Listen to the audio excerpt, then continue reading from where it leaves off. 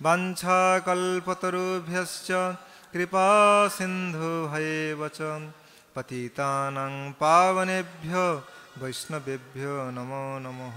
नित्यानन्दं नमोस्तुभ्यं प्रेमानन्दप्रदायिने कलौ कल्मषनाशाय जाह्नवीपतये नमो नमो महावदन्नाय कृष्णप्रेमप्रदायते कृष्णाय कृष्णचैतन्यनाम्ने गौरतिस्ये नमः।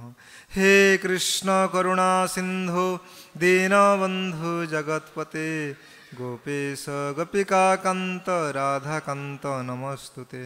तप्त कांचन गौरांगी राधे वृंदावनेश्वरी वृषभानुसुते देवी प्रणमामि हरिप्रिये। जय श्री कृष्ण चैतन्य प्रभो नित्यानंद श्री अद्वैत गदाधर श्रीवासादि गौरभक्तवृंद। हरे कृष्ण कृष्ण कृष्ण हरे हरे हरे राम राम राम हरे हरे। ओम नमो भगवते वासुदेवाय।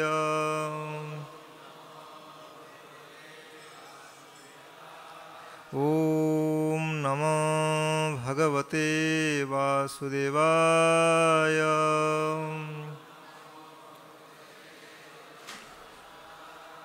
ओम नमो भगवते वासुदेवाय।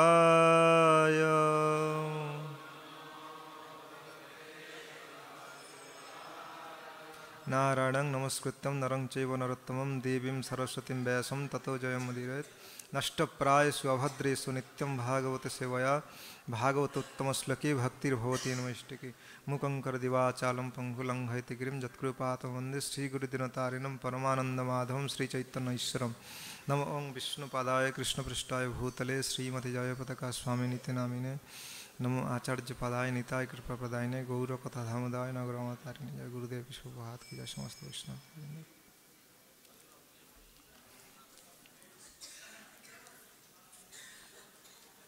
हरे कृष्ण। আমরা শ্রীমদ্ ভাগবতম নবম স্কন্ধ ত্রয়োদশ অধ্যায় শ্লোক নম্বর 4 আর 5 পড়ে শ্রবণ করব। 4 এর তাৎপর্য নাই, আমি আগে পড়ে নিব, তারপরে 5 পড়ব। শিষ্য ব্যতিক্রমম বিক্ষম তং নির্বৃত্য গত গুরুঃ अपश्यत पततात देह नीमे पंडितमानिनः। অনুবাদ শ্লোক 4 দেবরাজ ইন্দ্রের যজ্ঞ সমাপ্ত করে গুরু বশিষ্ঠ ফিরে এসে যখন দেখছিলেন যে তার শিষ্য মহারাজ নিমি তার আদেশ অমান্য করেছেন, তখন বশিষ্ঠ তাকে অভিশাপ দিয়ে বলেছিলেন, পণ্ডিতাভিমানী নিমির জড়দেহের নিপাত হোক। শ্লোক 5 বোর্ডে লেখা আছে, নিমিপতি দদৌ শাপম গুরবে ধর্মবর্তিনে তবাপি পততাদ্দেহ লোভাদ্ধর্মমজানতঃ।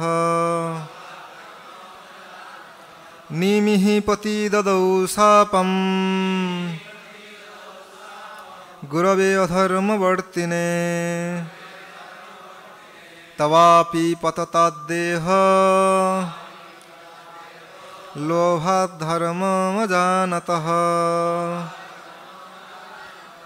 নিমিঃ প্রতিদদৌ শাপম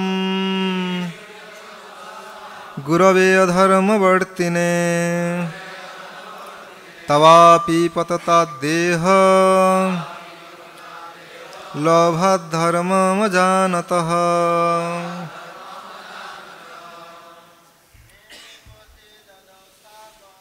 নিমিপতি দদৌ শাপম গুরুদেবে ধর্মবর্তিনে তবাপি পততাদ্দেহ লোভাদ্ধর্মমজানতঃ। নিমিপতি দদৌ শাপম গুরবে অধর্মবর্তিনে तवापि पतताद्देह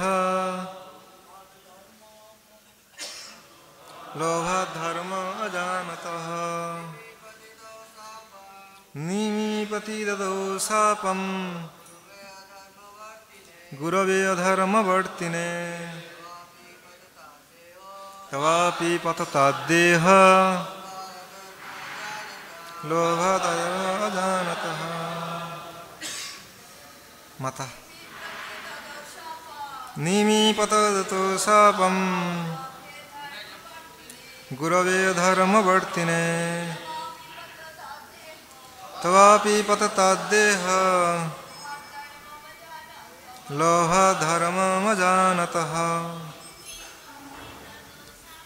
निमिः प्रतिददौ शापं गुरवे अधर्मवर्तिने तवापि पतताद्देह लोभधर्ममजानतः। शिल प्रभुपाद कर्तृक शब्दार्थ अनुवाद एवं तात्पर्य। निमिहि महाराज निमि प्रतिददौ शापम प्रत्यभिशाप दिएছিলেন गुरवे तार गुरु वशिष्ठ के। श्री श्री राधा माधव सखीबिंदु श्रीमन महाप्रभु की जय। अधर्मवर्तिने निरपराध शिष्य के अभिशाप देवार फले যিনি অধর্মপরায়ণ হয়েছিলেন তব আপনার অপি ও পততাৎ পতন হোক দেহ দেহ লোভাত লোভের ফলে ধর্মম ধর্মনীতি অজানতঃ না জেনে। অনুবাদ মহারাজ নিমি কোনো অপরাধ না করলেও অকারণে তাকে অভিশাপ দিয়েছিলেন বলে তিনিও তার গুরুকে প্রত্যাভিশাপ দিয়েছিলেন। তিনি বলেছিলেন দেবরাজ ইন্দ্রের কাছে থেকে দক্ষিণা লাভ করার লোভে আপনার ধর্মজ্ঞান লুপ্ত হয়েছে, সুতরাং আপনার দেহের পতন হোক।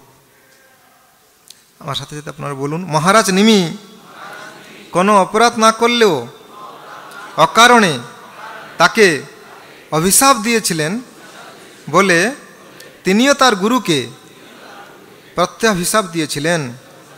তিনি বলেছিলেন দেবরাজ ইন্দ্রের কাছ থেকে দক্ষিণা লাভ করার লোভে আপনার ধর্মজ্ঞান লুপ্ত হয়েছে, সুতরাং আপনার দেহেরও পতন হোক।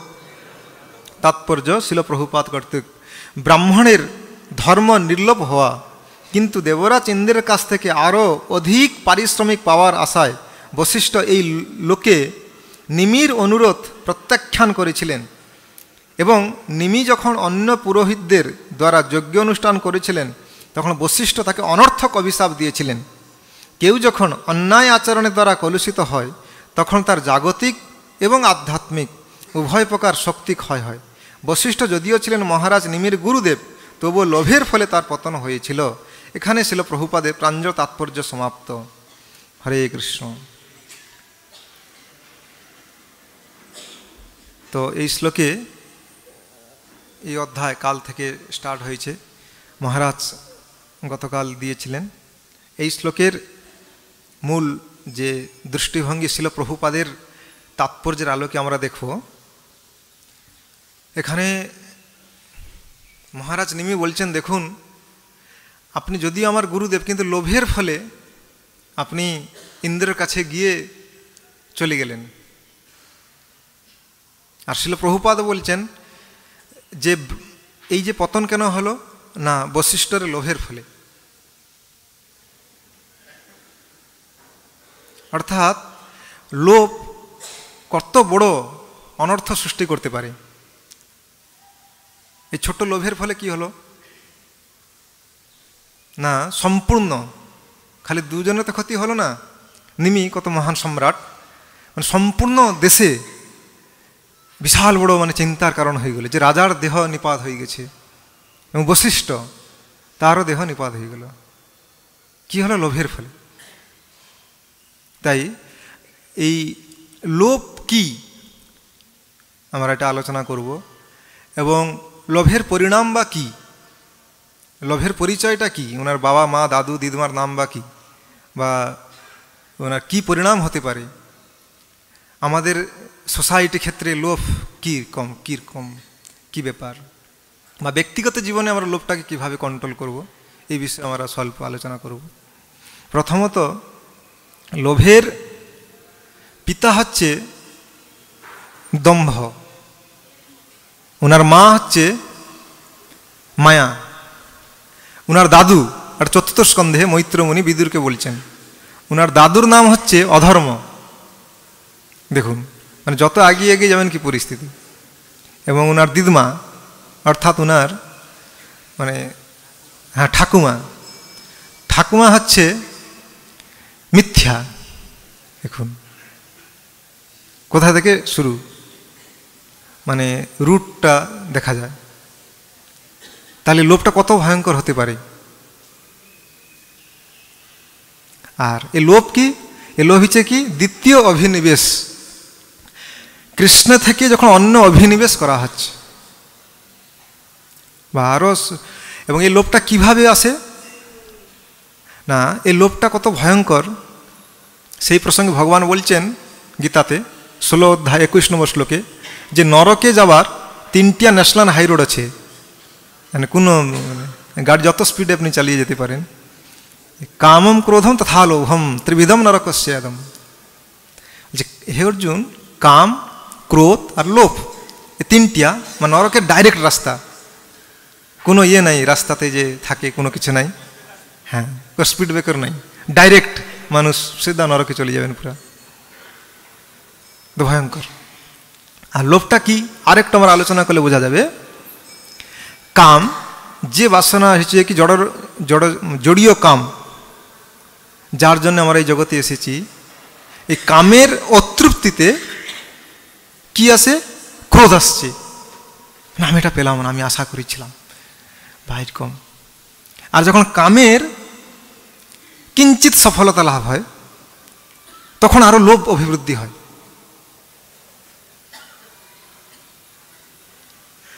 যেরকম এইটা ইন্দ্রিয়ের একটা মনোবৃত্তি স্বরূপ, মানে শত শত বাধা বিঘ্নকে অতিক্রম করেও তিনি ওই পথে অনুরাগ ভরে মানে খুব ধাবিত হয় লাভ করার জন্য এই লোভের ফলে।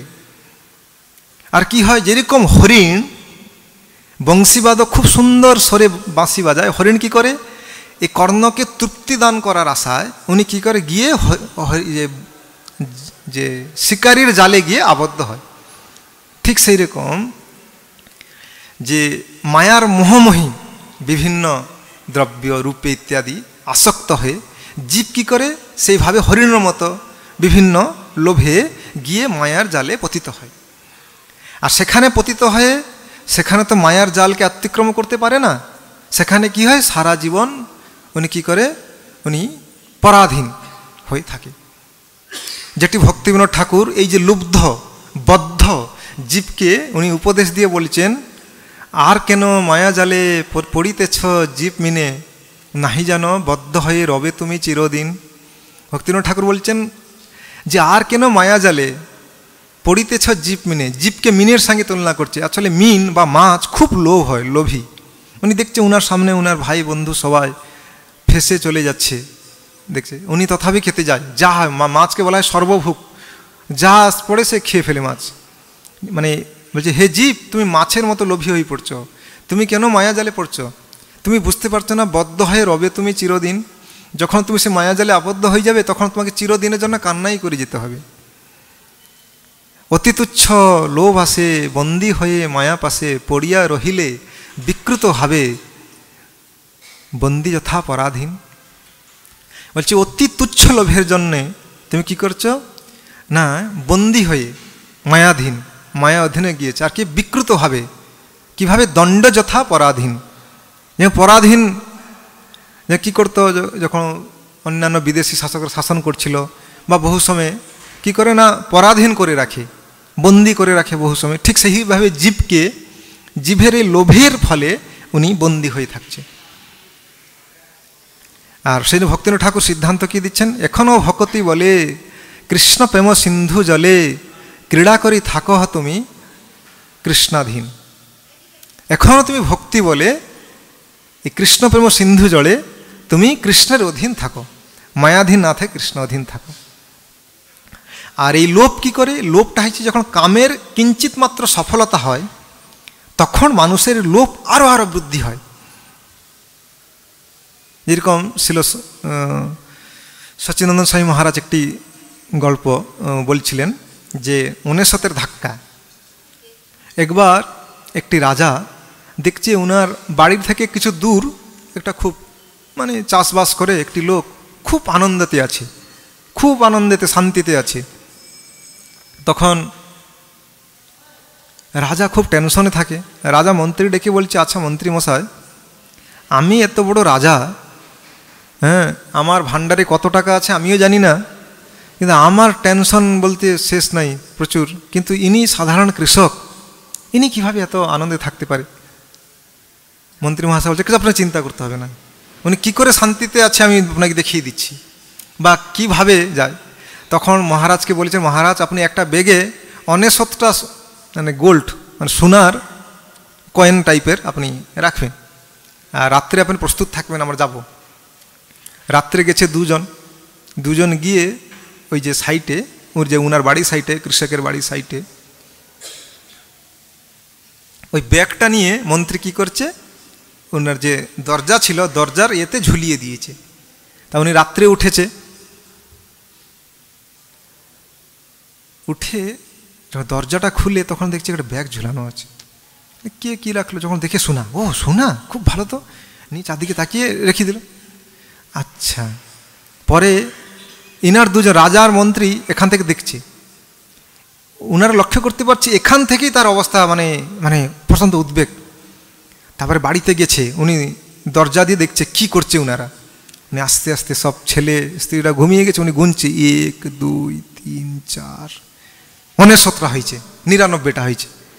তখন আরে নিশ্চিত 100টা থাকার কথা, তো একটা কথা পড়েই গেছে হয়তো। ওই লাইট নিয়ে চারদিকে আবার বেরিয়ে আসছে, খুঁজছে কোথায় কী ব্যাপার, রুমে ফিরে সে আর পাচ্ছে না একদম, সে সারা রাত ধরে ঘুম হচ্ছে না। ওনার দুজন দেখছে, যাও মন্ত্রী রাজা ফিরে এসেছে, ফিরে এসে ওনার বলছে 100টা করতে হবে। ওই জন্য উনি ওনার স্ত্রী সবাই প্রচুর মানে খাটছে, কি না আরেকটা সোনা মুদ্রা করতে হবে, 100টা করতে হবে। বিশাল মানে সম্পূর্ণ পরিবর্তন। এটা মন্ত্রী ওনাকে বলছেন আর কি, যে দেখুন কি পরিস্থিতি হলো। অর্থাৎ এখানে হয়তো উনি গরিব ছিল, কিছু মিলেছে, এইটাতে সে সন্তুষ্ট নয়, 69টাকে 100 করতে হবে, নাহলে সে সন্তুষ্ট নয়, উদ্বেগ উৎকণ্ঠাতে জর্জরিত পুরা। ছিল প্রভুপাদ ওনার জন্ম যে স্থানের মন্দির যে আছে রাধা গোবিন্দ, ওইখানে বাংলাতে লেকচার দিয়েছিলেন। মায়া অপ্রহৃত জ্ঞানা, 4টা রুটি খাবে, সারাদিন গাধার মতো খাটবে। প্রভুপাদ মানে বলছে, খুব সুন্দর বাংলাতে আছে ওনার ইয়ে। দেখুন এরকম পরিস্থিতি। অর্থাৎ মানে যতটুকু দরকার ভগবান দিয়েছে, আরও পাওয়ার জন্যে উনি কি করছে না, লোভে পড়ে উনি হয়তো দেখা গেল আরও খারাপ কর্ম করতে প্রস্তুত। যেরকম প্রভুপাদ একটি গল্প বলেছিলেন, প্রভুপাদের গল্প, যে একবার এই লোভের পরিণতি কি হয়। একবার 4 জন ব্রাহ্মণ যুবক গুরুকুলে পড়াশোনার পর বলছে, তো ওখানে তো সংসারে প্রবেশ করতে হবে, ধন সম্পত্তি লাগবে, কি করা যায়, কোথায় মিলে, চলো হিমালয় দেখেই যাই, মিলে ভালো না মিলে ভালো, আর কি আছে, জীবন যায় যায়। তখন 4 জন মানে যেতে লাগলেন। যেতে যেতে উনি একটা হিমালয়ে যখন পৌঁছায়, সেখানে একটা সাধুর দর্শন পেল। সাধুকে 4 জন সব মনের কথা খুলে বললেন যে এরকম ব্যাপার, আমাদের সম্পত্তি লাগবে, টাকা লাগবে।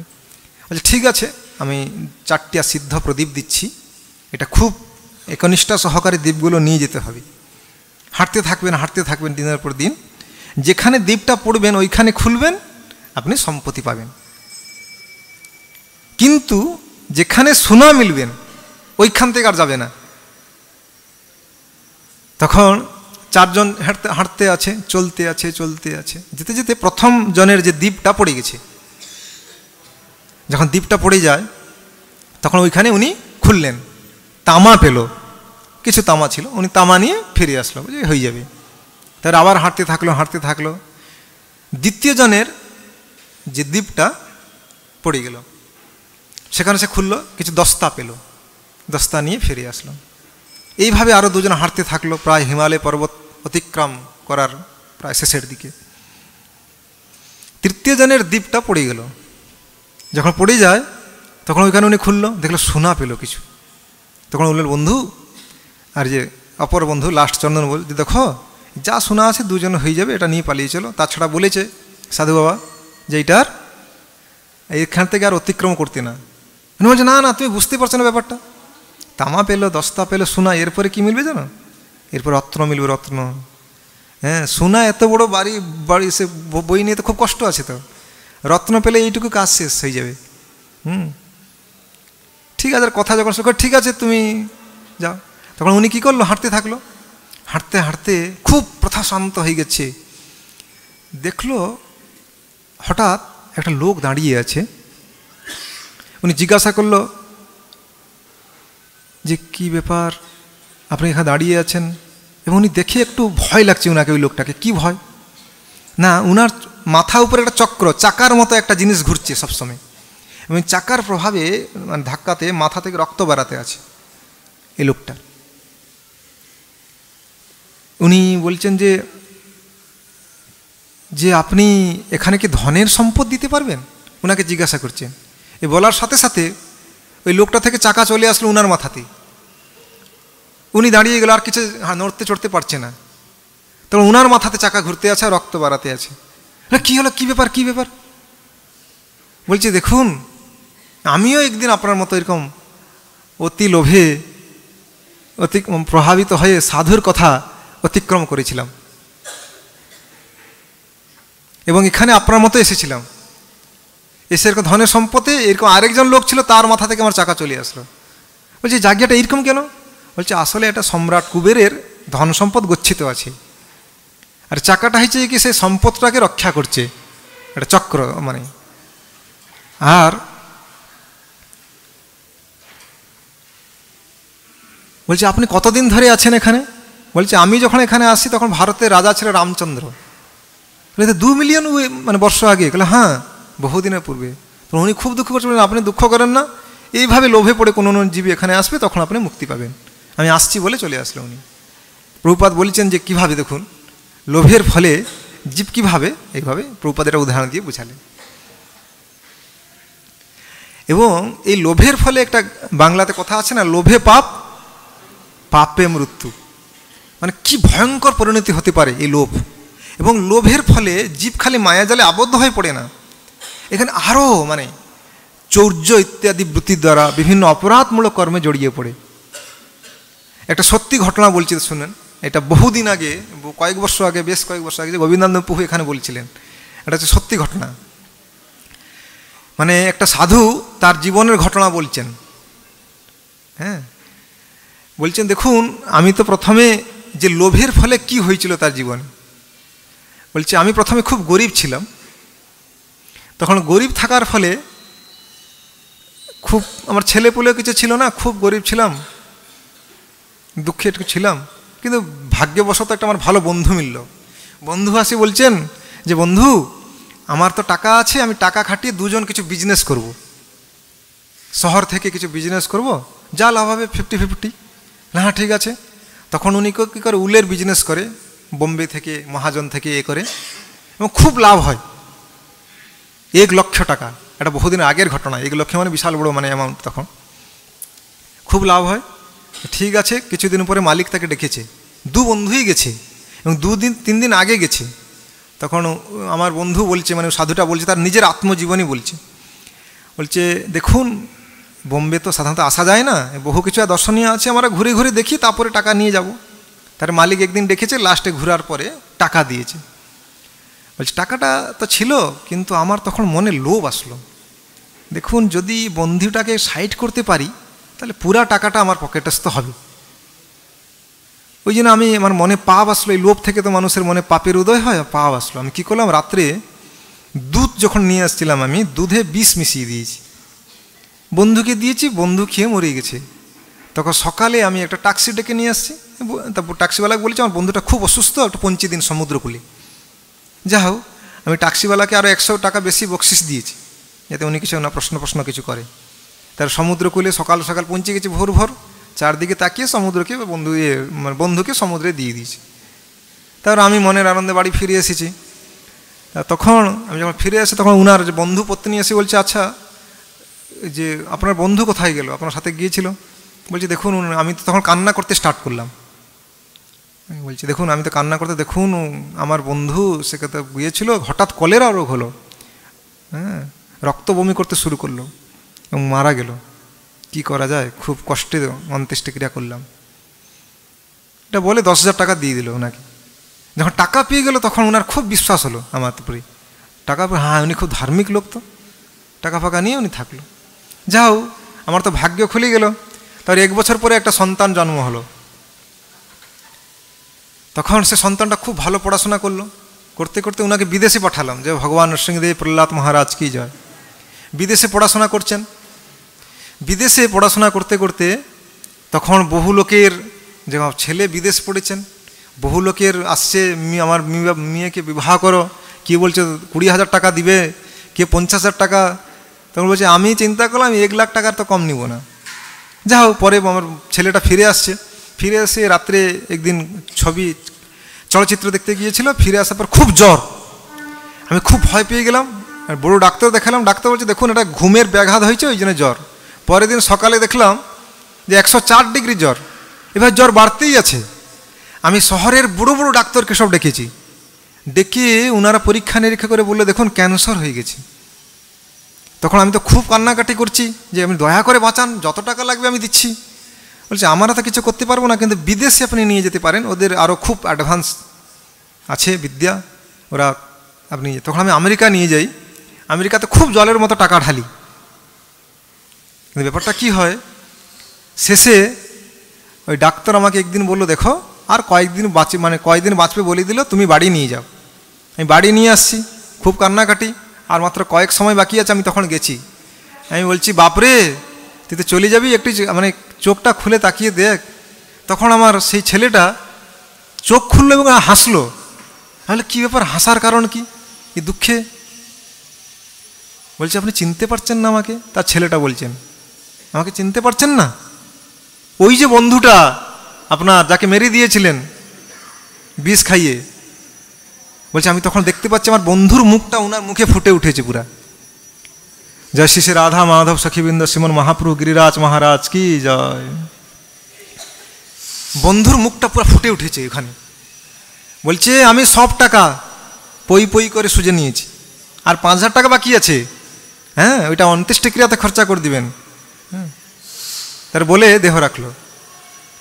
দেহ রাখার পর আমি তো তারপর অন্ত্যেষ্টি করলাম, গেলাম শ্মশানে গেলাম, ওইখানে পুড়ে দিয়ে আর বাড়ি ফিরিনি, ওই জঙ্গল পথ ধরে চলে এসেছি আর কি।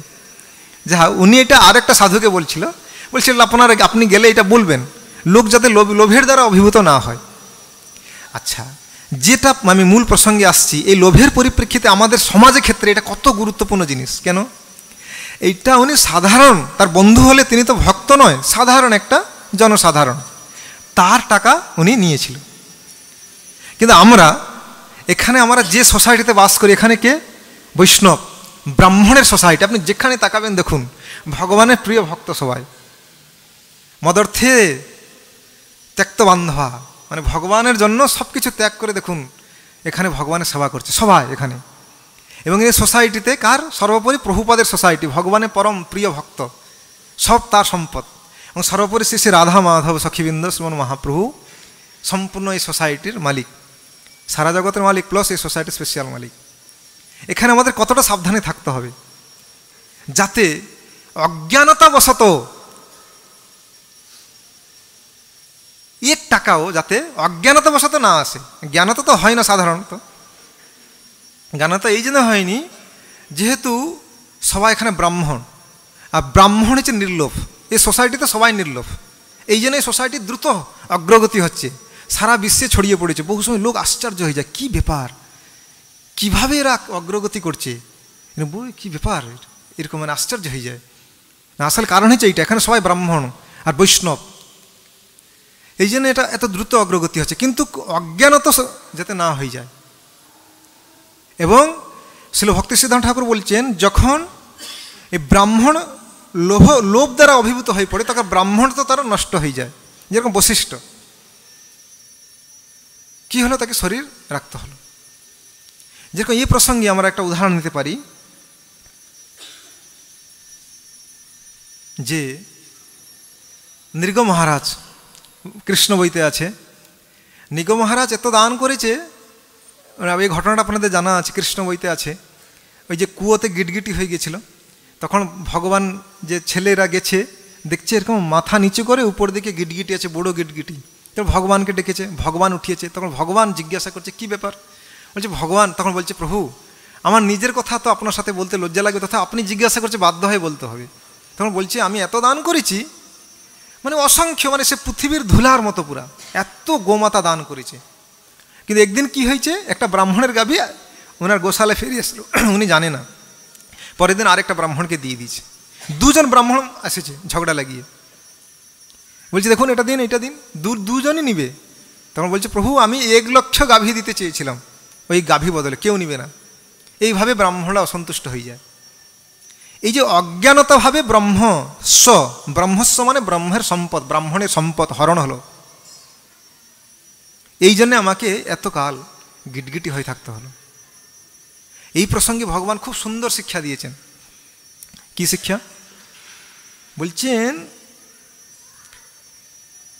যদি হলাহল বিষ থাকে, ভগবান নিজে বলছেন পুত্রদেরকে, যদি হলাহল বিষ থাকে আর ব্রাহ্মণের সম্পদ থাকে, আপনাকে নিতেই হবে যে কোনো একটা, বাধ্য আপনি হলাহল বিষটা নেবেন। কেন না, হলাহল বিষ ফলে আপনি খালি ধ্বংস হবেন, কিন্তু এইটার ফলে আপনি সব অংশে ধ্বংস হয়ে যাবেন, এত ভয়ঙ্কর। আপনার যে শ্রীকৃষ্ণ বিজয় গ্রন্থ, যেটা মহাপ্রভু খুব আনন্দ পেয়েছিলেন, মহাপ্রভু প্রশংসা করছে, গুণরাজ খান কইল শ্রীকৃষ্ণ বিজয়, হ্যাঁ বলছে যার এক বাক্য আছে প্রেমময়, নন্দনন্দন কৃষ্ণ মোর প্রাণনাথ, এই বাক্যে বিকাইনু তার বংশে হাত। মানে কুলিন গ্রামবাসীর কথা বলছেন, যে এই যে শ্রীকৃষ্ণ বিজয়ের একটা লাইন হচ্ছে প্রেমময়, নন্দনন্দন কৃষ্ণ মোর প্রাণনাথ। এইটা শুনে মহাপ্রভু এত খুশি হয়ে গেছে, বলছে তার বংশে আমি বিক্রি হয়ে গেলাম। যা হোক, ওই শ্রীকৃষ্ণ বিজয় গ্রন্থে ওর সুন্দরভাবে বর্ণনা করছেন গুণরাজ খান বা মালাধর বসু, এইটাকে খুব সুন্দরভাবে পদ্মাকার বর্ণনা করছেন। ভগবান নিজে বলছেন, উনি পদ্মাকার বর্ণনা করছেন যে বিষ হইতে বিষম ব্রহ্মস্ব সুনহ পুত্রগণ, বিষম সবংশে নাশে বিষে একজন।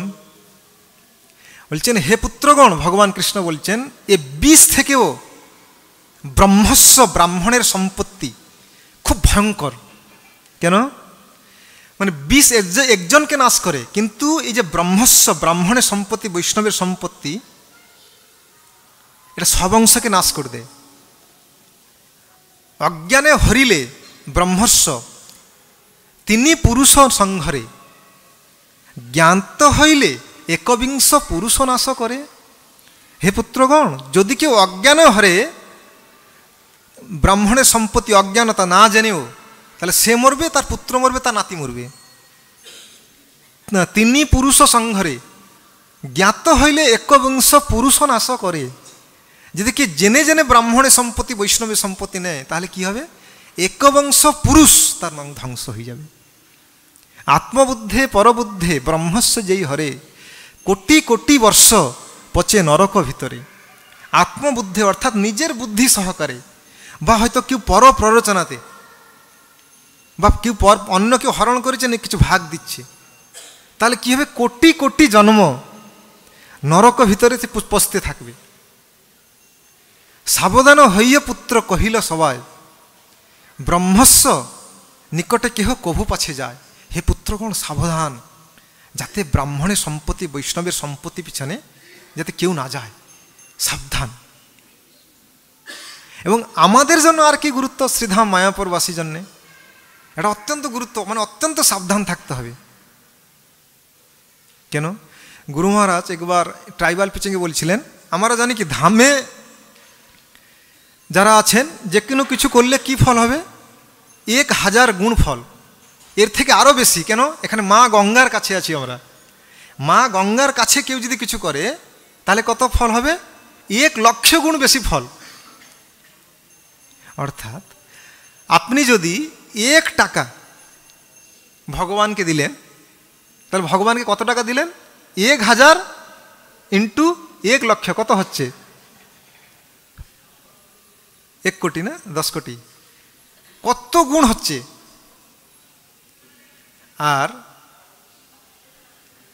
বা ব্রাহ্মণকে আপনি কোনো বা বৈষ্ণবকে দিলেন, 1 টাকা দিয়েছেন আপনি, তাহলে কত হচ্ছে? আপনি 1 টাকা দিলেন না, কত দিলেন? 10 কোটি না, এটা 10 কোটি টাকা দিলেন আপনি। সেইভাবে উল্টাটাও, আপনি যদি 1 টাকা, আমি মনে করো প্রভুর 1 টাকা আমি নিলাম, মানে ওনার না জানিয়ে বা প্রেশার দিয়ে নিলাম, আমি কিন্তু 1 টাকা নিলাম না, কত নিলাম? 10 কোটি টাকা। আবার এখানে চক্রবুদ্ধি সুদে লেগে যাবে, বড় ভয়ঙ্কর। মানে চিন্তা করা যায় এখানে, মানে কি পরিস্থিতি, এটা শোধ করতে কত কি পরিস্থিতি? একবিংশ পুরুষ সংঘরে শোধ তো করতেই পারবো না। ওই জন্য এখানে যে দেয়, সাধারণত যারা ডোনেশন করে তারা সবসময় ডোনেশনই করতে থাকে, ভগবান তাকে অভাব করে না। আর নিলে তো অবস্থা খারাপ। মানে এখানে তো মানে সবাই ব্রাহ্মণের সোসাইটি, সবাই নির্লোভ, খুব প্রবল আমাদের সোসাইটি বৃদ্ধি হচ্ছে, তার লক্ষণ। যেখানে ব্রাহ্মণ থাকবে, বৈষ্ণব থাকবে, সেখানে সে যেখানে থাকুক উন্নতি হবেই, তার প্রমাণ হচ্ছে এইটা। আচ্ছা, আরেকটা জিনিস আমাদের বুঝতে হবে, আমরা নিলেও পাবো না।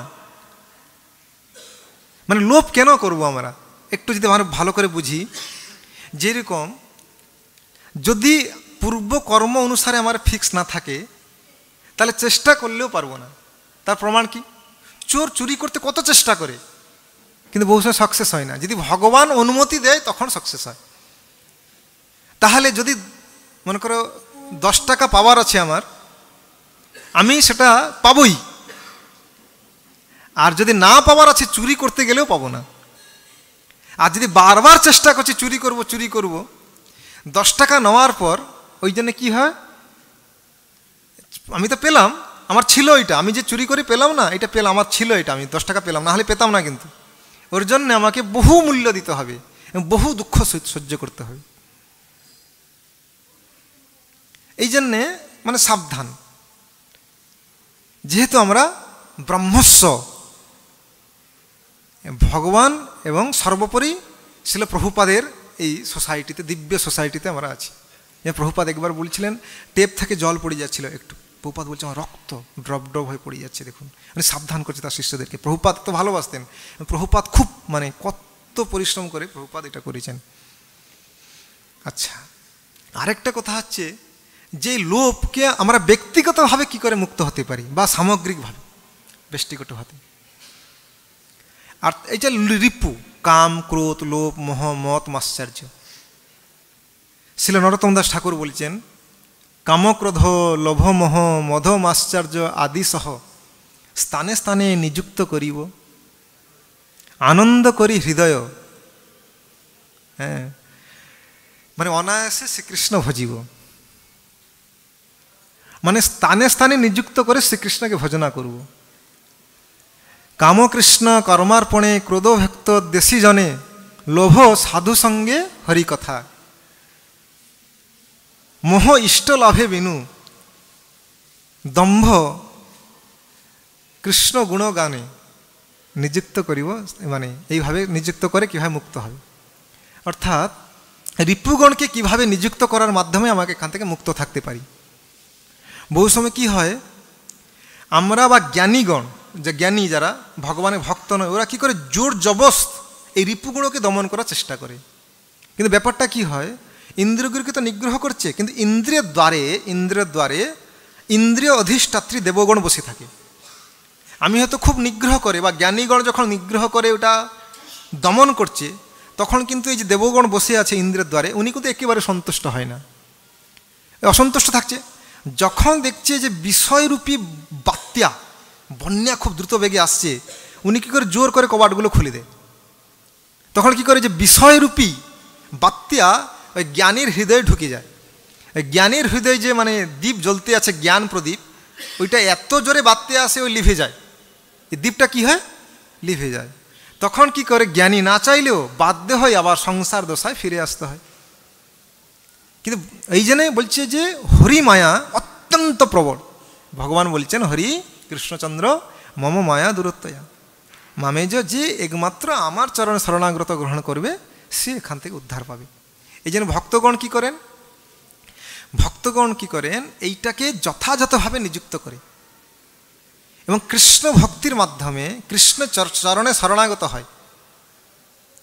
ভক্তগণ কি করে? কৃষ্ণ ভক্তিতে এত পরিমাণে তল্লীন থাকে, ইনি কি করে? উন্নততর রস প্রদান করে। উন্নততর রস, ইন্দ্রিয়গণ স্বাভাবিকভাবে অত্যন্ত ঘৃণ্য রসের প্রতি আসক্ত। ঘৃণ্য যখন কেউ ভক্তি জীবনে একটু উপরে যাবে সেটা বুঝতে পারবে। যেরকম স্বাভাবিক, এখানে বহুত ভক্ত আছে, যদি একটু মাছের গ্যাস আসে বা সিগারেটে গ্যাস আসে, সে মানে বমি করে ফেলবে হয়তো একদিন, মানে যাও পরিস্থিতি, মানে এতটা ঘৃণ্য রস। কেউ যদি ভক্তি জীবনে আসে বুঝতে পারে যে ইন্দ্রিয়গণ কতটা তুচ্ছাতি তুচ্ছ। অতি তুচ্ছ ভোগ আসে বন্দী হয়ে মায়া পাশে, অতি তুচ্ছ ঘৃণ্য রসে আসক্ত থাকে। এটা যখন উন্নতর রস আস্বাদন করে তখন সেটা ভুলে যায়। এই যে ভক্তগণ কী করে? উন্নতর রস কৃষ্ণ ভক্তি, কৃষ্ণচরণ শরণাগত হওয়ার মাধ্যমে এখান থেকে মুক্ত হয়। যেরকম কেউ মনে করে কোনো যে শত্রু যদি মিত্র হয়ে যায়, তাহলে তিনি কি, কেউ কোনো বুদ্ধিমান ব্যক্তি তাকে বিনাশ করবে? কোনো দিন করবে না। সেরকম রিপুগণকেও কি করে? ভক্ত বন্ধু করে নেয়, শত্রু থাকে না। কিভাবে বন্ধু করে? একটা উদাহরণ দিলে বোঝা যাবে। কোনো এক পুরাকালে একটা খুব শক্তিশালী দুষ্ট রাজা ছিল এবং উনার সাইটে পার্শ্ববর্তী একটা ছোট রাজ্য ছিল। ওই যে ছোট রাজ্যে রাজা খুব সুন্দর প্রজাবৎসল, যেরকম একজন পিতা মাতা পুত্রের জন্য নিজের জীবনকে বিপন্ন করতে প্রস্তুত, সেরকম ইনি প্রজার জন্য, প্রজার স্বার্থে উনি জীবন বিপন্ন করতে প্রস্তুত থাকতে। ওই জন্য সমস্ত উনার গুণগান হতো। এমনকি তার রাজ্যে, ওই দুষ্ট বড় রাজার রাজ্যে প্রজারা ওই রাজার গুণগান করত। এইটা যখন রাজার কানে গেল, উনি খুব মাৎসর্য পরায়ণ হয়ে আর সহ্য করতে পারল না। ওই রাজাকে আক্রমণ করে রাজাকে সিংহাসন থেকে তাড়িয়ে দিল। তখন প্রজাগণ খুব অসন্তুষ্ট হলো, উনার গুণগান আরও করতে থাকলো। তখন উনি রাগ করে উনি ঘোষণা করল যে যে এই রাজার মাথাটা আমাকে এনে দিতে পারবে, আমি তাকে 1 লক্ষ স্বর্ণ মুদ্রা দিব। তখন এই কথা যখন সেই রাজার কানে গেল, ওই যে রাজা বিতাড়িত হয়েছে, শিষ্ট রাজা, তো উনি কী করলো? সাথে সাথে জঙ্গলে চলে গেল। মানে নিজেকে লুকিয়ে জটা জুটো ধারণ করে, মানে যাতে নিজেকে বাঁচতে পারে, তপস্বীর বেশ ধারণ করে জঙ্গলে চলে গেল।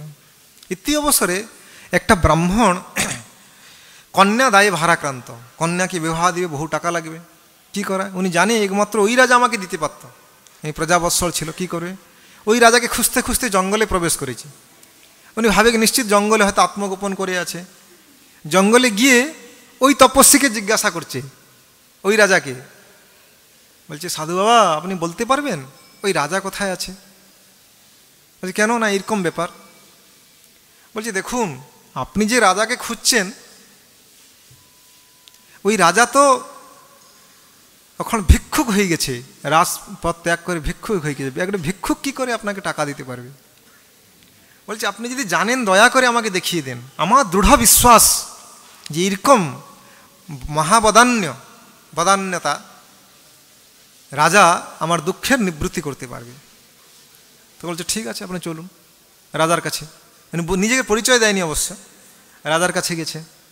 রাজার কাছে গিয়ে সেখানে যে ওই রাজার কাছে গিয়েছে, রাজা কি বলছে, হে মহারাজ, আপনি যে ঘোষণা করেছিলেন যে অমুক রাজার মাথা এনে দিলে আপনি 1 লক্ষ স্বর্ণ মুদ্রা দিবে, আচ্ছা সেই রাজা হচ্ছে আমি, ছদ্মবেশে আছি, আমি আসলে সেই রাজা। আপনি আমার মাথাটা কেটে নিন আর এই ব্রাহ্মণকে আপনি 1 লক্ষ স্বর্ণ মুদ্রা দিন। কেন না ইনি মানে যে কন্যা দায়ে ভারগ্রস্ত। তখন ওই রাজা, দুষ্ট রাজা পুরা মানে হতভাগ হয়ে গেছে। জগতে এরকম মানুষ হতে পারে যে ব্রাহ্মণের সেবা করার জন্য নিজের মাথাটা কেটে দিবে? উনি সাথে সাথে ওনার হৃদয় পরিবর্তন হয়ে গেছে। উনি ওনার চরণে পড়ে গেছে। পড়ে ওনাকে বলছে, দেখুন আমি তো ওনাকে টাকা দিয়ে দিচ্ছি, আপনি আজ থেকে আমার বন্ধু হয়ে গেলেন, আপনি আর আমার শত্রু নাই, আমি আপনাকে রাজ্য ফিরিয়ে দিচ্ছি, আপনি রাজ্য শাসন করুন। এবং ওনাকে রাজ্য ফিরিয়ে দিলেন। আচ্ছা দেখুন, এই রাজা, দুষ্ট রাজা, শত্রু রাজা কিভাবে পরিবর্তন হয়ে গেল ওনার হৃদয়? ওই রাজার শিষ্টতা ফলে, ওনার বদান্যতা ফলে। সেরকম যখন এই ইন্দ্রিয়গুলো, ইন্দ্রিয় অধিষ্ঠাত্রী দেবতাগুলো দেখবে যে ইনি কৃষ্ণ ভক্তি রসে, উনি কি তল্লীন আছে, কৃষ্ণ ভক্তি রস পাচ্ছে, তখন এই রিপুগুলো উনি মিত্র হয়ে যাবে। আর রিপুগুলো আপনাকে আপনাকে কৃষ্ণ ভক্তির পথে ওনাকে আরও সহায় করবে। আর কি? লোভ, সাধু সঙ্গে হরিকথা। কিভাবে কৃষ্ণ ভক্তি রস দিতে হবে? সাধু সঙ্গে হরিকথা। এই যে হরিকথা শোনার লোভ, যেরকম শিব ঠাকুর সর্বশ্রেষ্ঠ বৈষ্ণব কী করে না, উনি গৌর কথা শোনার জন্য উনার আর গাড়ি কাজ করছে না, ফ্লাইট কাজ করছে না, উনি মানে চলছে না, নন্দী কাজ করছে না, উনি ব্রহ্মার কাছ থেকে ধার করে নিয়ে আসছে, মানে ধার করতে প্রস্তুত আছে। কত আগ্রহ এবং মানে হরিকথা। এবং শ্রীল জীব গোস্বামী প্রভু জিজ্ঞাসা করছেন শ্রী শ্রী রাধা মাধব, ভগবানের কৃপা আমার প্রতি কতটা, আমি শ্রী শ্রী রাধা মাধবের কথা শোনার জন্য আমি কতটা রুচি হয়েছে, ততটা শ্রী শ্রী রাধা মাধবের কৃপা আমার প্রতি আছে। এইভাবে হরি কথায় মাধ্যমে আমরা লোভটাকে পরাভূত করতে পারি। হরি কথায় আসক্ত বা সাধু সঙ্গে হরি কথা, এর মাধ্যমে আমরা এই লোভকে জয় করতে পারি। এবং এই লোভকে জয় করার মাধ্যমে আমরা কি হবে, সর্বোপরি আমরা এই অনর্থ থেকে মুক্ত হতে পারবো। আমার যে মূল লোভ, যে কৃষ্ণ ইত্তর বস্তু, কৃষ্ণ ব্যতিরেক্ত বস্তুর প্রতি যে লোভ, ওই লোভ থেকে মুক্ত হয়ে আমরা পারমার্থিক লোভ লাভ করতে পারবো। কোথায় গেলে কৃষ্ণ পাবো? মহাপুরুষ যেভাবে বলতেন যে আমি কিভাবে শ্রী রাধা মাধব চরণে আসক্তি হবে, ভগবানের নাম, ভগবানের রূপ, ভগবানের গুণ, ভগবানের ভক্ত তে আসক্তি হবে, ওনার কথাতে আসক্তি হবে। এইভাবে আমরা লোভটাকে জয় করতে পারবো। অর্থাৎ এই লোভটা ওই লোভে পরিবর্তন হয়ে যাবে, অর্থাৎ শত্রুগণকে কোনো পরিত্যাগ করতে হবে না। এর মাধ্যমে আমরা এইভাবে করতে পারি। আমাদের এখানে টাইম হয়ে গেছে। জয় গ্রন্থরা শ্রীমদ্ ভাগবতম কি জয়। যদি বলার মাধ্যমে কেউ উদ্বেগ পেয়ে থাকে বা কোনো ভুল হয়ে থাকে তাহলে ক্ষমা করবেন। জয় শ্রীল প্রভুপাদ কি জয়। হরে কৃষ্ণ কৃষ্ণ কৃষ্ণ হরে হরে, হরে রাম রাম রাম হরে হরে। জয় গ্রন্থরা শ্রীমদ্ ভাগবত কি জয়।